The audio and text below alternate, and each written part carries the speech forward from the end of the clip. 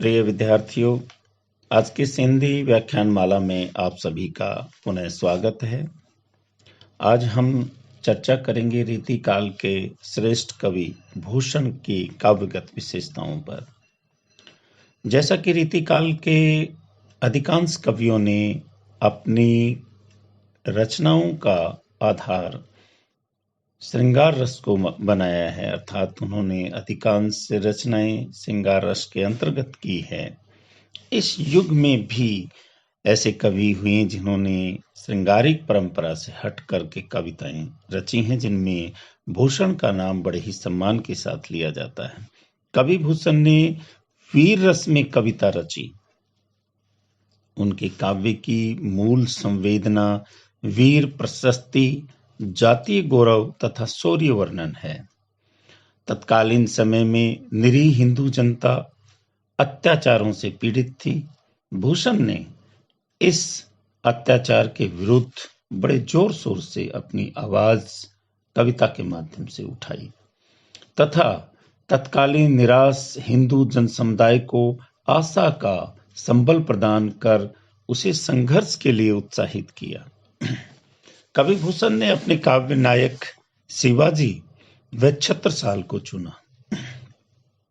शिवाजी की वीरता के विषय में एक स्थान पर कवि भूषण लिखते हैं, भूषण भनत महावीर बलकन लाग्यो सारी पातशाही के उड़ाए गए जिए रे, तमके के लाल मुख शिवा को निरखी भय स्याह मुख नौरंग सिपा मुख पिए रे। था देखिए कि शिवा का जो ओज था, तेज था, उनकी वीरता थी, उसके सामने औरंगजेब के सिपाही कहीं भी नहीं ठहरते थे। कवि ने बड़े ओजस्वी शब्दों में शिवाजी की वीरता, उनके पराक्रम का सुंदर चित्रण किया है। उन्होंने शिवाजी की युद्ध वीरता, दान वीरता, दया वीरता व धर्म वीरता का बड़ा ही सुंदर वर्णन किया है। भूषण के काव्य में उत्साह व शक्ति भरपूर भरी हुई थी। इसमें हिंदू जनता की भावनाओं को ओजमयी भाषा में चित्रित किया गया है। भूषण ने कहा, यदि शिवाजी न होते तो सब कुछ सुन्नत हो गया होता। एक स्थान पर बड़े ही शिवाजी की वीरता का बड़ा सुंदर चित्रण करते हुए कहते हैं, कुंभकर्ण असुर ओतारी औरंगजेब किन्हीं कतल मथुरा दोराई फेरी रब की, खोदी डारे देवी देव शहर मोहल्ला बांके लाखन तुरक किने छूट गई तब की, भूषण भनत भाग्यो काशीपति विश्वनाथ और कौन गिनती में भूली गति भव की, चारों वर्ण धर्म छोड़ी कलमा निवाज पढ़ी, शिवाजी न होते तो सुन्नति होती सबकी। अब देखिए स्पष्ट से कहते हैं कि अगर शिवाजी नहीं होते तो सबकी सुन्नत हो जाती। यानी किस तरह से आसुरी शक्ति के रूप में औरंगजेब को चित्रित किया, जिसने तत्कालीन समय में हिंदू समाज, हिंदू धर्म को तहस नहस किया जा रहा था। तो उस समय कवि भूषण कहते हैं कि शिवाजी नहीं होते तो बहुत विपरीत परिस्थितियां पैदा हो जाती और शिवाजी ने ही अपनी जाति, अपने धर्म और राष्ट्र की रक्षा की। भूषण के काव्य में सर्वत्र उदारता का भाव मिलता है। वे सभी धर्मों को समान दृष्टिकोण से देखते हैं। इनके साहित्य में ऐतिहासिक घटनाओं का यथार्थवादी चित्रण मिलता है। उन्होंने शिवाजी को धर्म रक्षक के रूप में प्रशंसा की है तो जसवंत सिंह, करण सिंह आदि की आलोचना भी की है कि उस समय वे औरंगजेब के साथी होकर के जनता पर शोषण कर रहे थे या जनता का अपमान कर रहे थे। भूषण ने सारा काव्य ब्रज भाषा में रचा है। ओज गुण में परिपूर्ण ब्रज भाषा का प्रयोग जब हम साहित्य पर दृष्टिपात करते हैं तो लगता है कि सर्वप्रथम कवि भूषण ने किया, क्योंकि आमतौर पे ब्रज भाषा बड़ी ही लयात्मक, बड़ी सरल और सुंदर भाषा है, लेकिन ओजपूर्ण ब्रज भाषा में प्रयोग कवि भूषण ने सबसे पहले किया। इन्होंने प्रशस्तियां भी अपने आश्रयदाताओं की लिखी हैं। आज गरीब निवाज मही पर तोसो तू ही शिवराज बिरजे है। भूषण ने मुक्तक शैली में काव्य की रचना की। उन्होंने अलंकारों का सुंदर प्रयोग किया, कवित्व सवैया छंद का प्रमुखता से प्रयोग किया। वस्तुतः हम ये कह सकते हैं कि भूषण बहुमुखी प्रतिभा के धनी थे। वे कवि और आचार्य दोनों थे, क्योंकि रीति काल में रीति का जो प्रयोग करता था उसे आचार्य कवि भी कहा जाता था। और हम देखते हैं कि वीर रस के श्रेष्ठ कवि माने जाते हैं।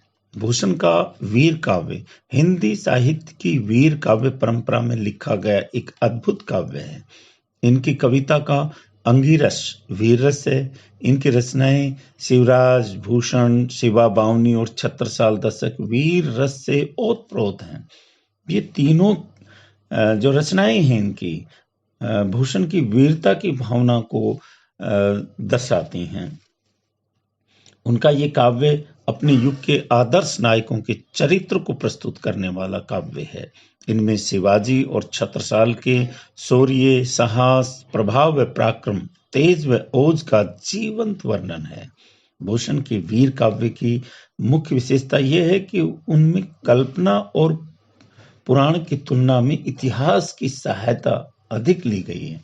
काव्य का यानी कह सकते इतिहास और कल्पना का एक मणिकांचन संयोग इनके काव्य में हमें दिखाई देता है। काव्य का आधार ऐतिहासिक है। इसके अतिरिक्त इस वीर काव्य में देश की संस्कृति व गौरव का गान गाया गया है। भूषण ने अपने वीर काव्य में औरंगजेब के प्रति आक्रोश सर्वत्र व्यक्त किया है। भूषण की वीर भावना का वर्णन बहुआयामी है। इसे हम इस तरह से देखते हैं कि युद्ध मूलक वीर भावना, धर्म मूलक वीर भावना, दान मूलक, स्तुति मूलक आदि अनेक रूप हमें देखने को मिलते हैं, जिनका हम यहाँ वर्णन कर रहे हैं। युद्ध मूलक वीर रस के स्थायी भाव, उत्साह का उत्कृष्ट रूप युद्ध भूमि में शत्रु को ललकारते हुए उजागर होता है। शिवाजी स्वयं वीर थे और उनकी प्रेरणा से हिंदू सैनिकों के मन में वीरता का भाव उत्पन्न हो जाता था। भूषण ने उन सैनिकों की वीरता का वर्णन करते हुए एक स्थान पर लिखा है, बड़ा सुंदर उसका चित्रण किया है।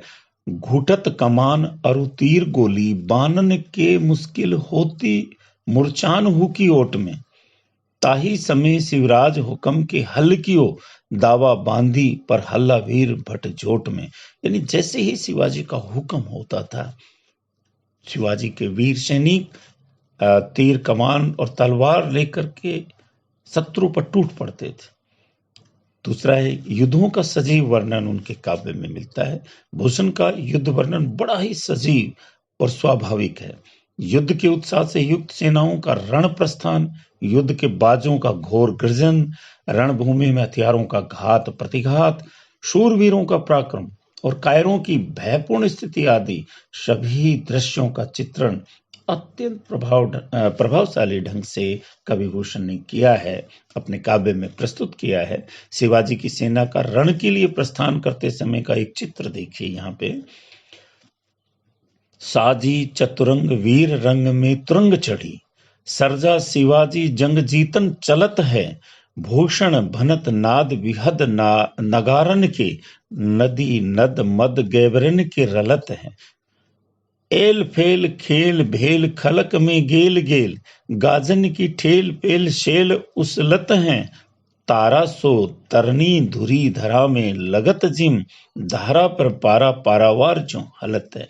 ये शिवा बामनी से लिया गया कि किस प्रकार से जब शिवाजी की सेना चलती है तो चारों तरफ हलचल मच जाती है, धरती हिलने लग जाती है, नदी नालों में एक तरह की तेजी आ जाती है और कैसे दुश्मनों के दिल बैठने लगते हैं।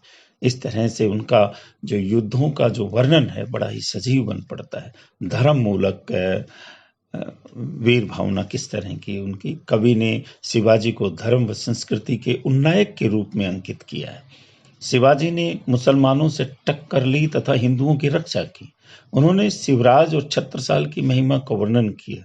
कवि ने शिवा बावनी में एक स्थान पर लिखा है, वेद राखे विदित पुराने राखे सारयुत, राम नाम राख्यो अति रसना सुधार में, हिंदुवन की चोटी रोटी राखी है सिपहियन की, कांधे में जनेऊ राख्यो माला राखी घर में। किस तरह से जो प्रतीक चिन्ह थे वो सिपाहियों में, हिंदू धर्म के जो प्रतीक चिन्ह थे उनके सिपाहियों में आम तौर पर देखने को मिलते थे। उनका जो दान मूलक वीरता का भाव है, वो कवि ने बड़े ही सुंदर ढंग से प्रस्तुत किया है। वीर रस के कवियों ने अपने नायकों को अत्यधिक दानवीर दिखलाया है। भूषण ने शिवाजी की दानवीरता का बड़ा ही सुंदर वर्णन किया है। याचक को अपनी इच्छा से ज्यादा दान मिलता है। शिवास्तुति में कवि ने शिवाजी की अपूर्व दानशीलता का वर्णन करते हुए एक जगह पर लिखा है, जाहिर जहान सुनी दान के बखान आजू, महादानी साहित ने गरीब निवाज के, भूषण जवाहिर जुलूस जरबाक ज्योति, देखी देखी सरजा की सुकवि समाज की। किस तरह से सुंदर कवि ने समाज में शिवाजी की दानशीलता को देखा है कि किस तरह से कवि बतलाते हैं कि शिवाजी याचक की इच्छा से अधिक उन्हें दान देते रहे हैं। दयामूलक वीरता का, किस तरह से शिवाजी की दयालुता का वर्णन यहाँ कवि करते हैं। भूषण के अनुसार शिवाजी दया के सागर हैं। वे शरणागत पर दया करते थे। उन्होंने अपने सैनिकों को स्त्रियों व बच्चों को तंग न करने का निर्देश दिया। चाहे वो दुश्मन की स्त्री और उनके बच्चे हैं, उनको कभी भी उन्होंने चोट नहीं पहुंचाई। वस्तुतः शिवाजी के पराक्रम, शौर्य व आतंक का प्रभावशाली वर्णन यह भूषण ने किया है। उन्होंने शिवाजी के धर्म रक्षक, दानवीर व दयावान रूप को भी बड़े सुंदर ढंग से प्रकट किया है। इनके वीर रस से संबंधित पद मुक्तक हैं। इनमें ओज गुण का निर्वाह है। हिंदी के अन्य वीर रस के कवि श्रृंगार का वर्णन भी साथ में करते हैं, जबकि भूषण का काव्य श्रृंगार भावना से बचा हुआ है। अतः कहा जा सकता है कि भूषण वीर रस के सर्वश्रेष्ठ कवि हैं।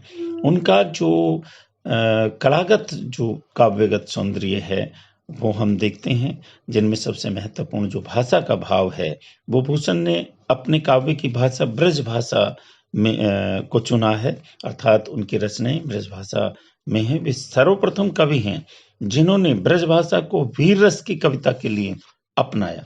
वीर रस के अनुकूल उनकी ब्रज भाषा में सर्वत्र ही औज के दर्शन होते हैं हमें। यहाँ देखिए किस तरह से भाषा उर्दू, फारसी आदि भाषाओं के शब्दों की ब्रज भाषा में भरमार है। जंग, आपताक, फौज आदि शब्दों का खुलकर उन्होंने प्रयोग किया है। शब्दों का चयन वीर रस के अनुकूल है। मुहावरा और लोकोक्तियों का प्रयोग सुंदरता के साथ उन्होंने किया है। उनकी जो शैली है, भूषण की शैली अपने विषय के अनुकूल है, वह ओजपूर्ण है और वीर रस की व्यंजना के लिए सर्वथा ये शैली उपयुक्त मानी जाती है। अतः उनकी शैली को वीर रस की ओजपूर्ण शैली भी कहा जा सकता है। प्रभावोत्पादकता, चित्रोत्मकता, सरसता भूषण की शैली की प्रमुख विशेषताएं मानी जाती है। जहां तक रस की हम बात करते हैं, भूषण की कविता की वीर रस के वर्णन में भूषण हिंदी साहित्य में देखा जाए तो अद्वितीय कवि माने जाते हैं। वीर के साथ रौद्र, भयानक, विभत्स आदि रसों की भी उन्होंने अपने काव्य में स्थान दिया है। भूषण ने श्रृंगार रस की भी कुछ कविताएं लिखी, किंतु श्रृंगार रस के वर्णन में भी उनकी वीर रस की एवं उनकी रुचि का स्पष्ट संकेत दिखाई देता है। एक जगह पर लिखते हैं, न करूं निरादर पियासो मिल सादरिये, आए वीर बादर बहादुर मदन के। मतलब देखिए कि श्रृंगार में भी वीरता का पुट वो कितनी चतुरता से, कितने सौंदर्य से डालते हैं, बड़ा अद्भुत है।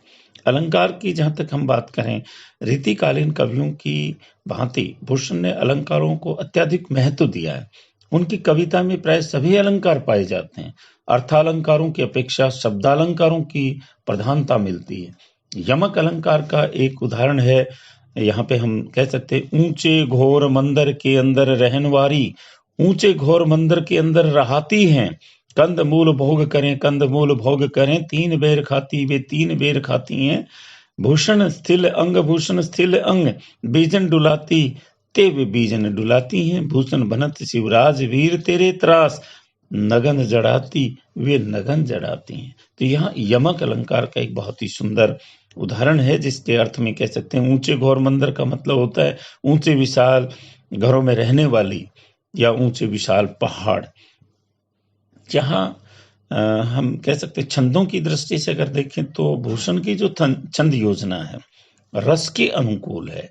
दोहा, कवित, सवैया, छप्पे, ये देखिए चार जो प्रमुख छंद हैं, उनके अंतर्गत ही उन्होंने अपनी कविताएं की है। यानी दोहे में भी, कवित्व में, सवैया और चप्पे, इन चारों छंदों में बड़ी सुंदर ढंग से उन्होंने ओजपूर्ण कविता की है। इस तरह से हम देखते हैं कि रीतिकाल का ये कवि भूषण जो आचार्य कवि के रूप में भी विख्यात है, बहुत ही महत्वपूर्ण काव्य की रचना करते हैं और इनकी काव्यगत विशेषताओं में कला के भावों के साथ साथ कला का भी सुंदर समायोजन हुआ है।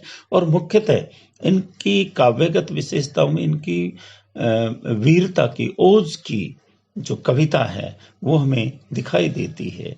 इस तरह से आज काव्यगत विशेषताओं के अंतर्गत हमने कवि भूषण की चर्चा की। अगले व्याख्यान में हम कवि भूषण की राष्ट्रीय चेतना के ऊपर विस्तार से चर्चा करेंगे। आज के लिए इतना ही।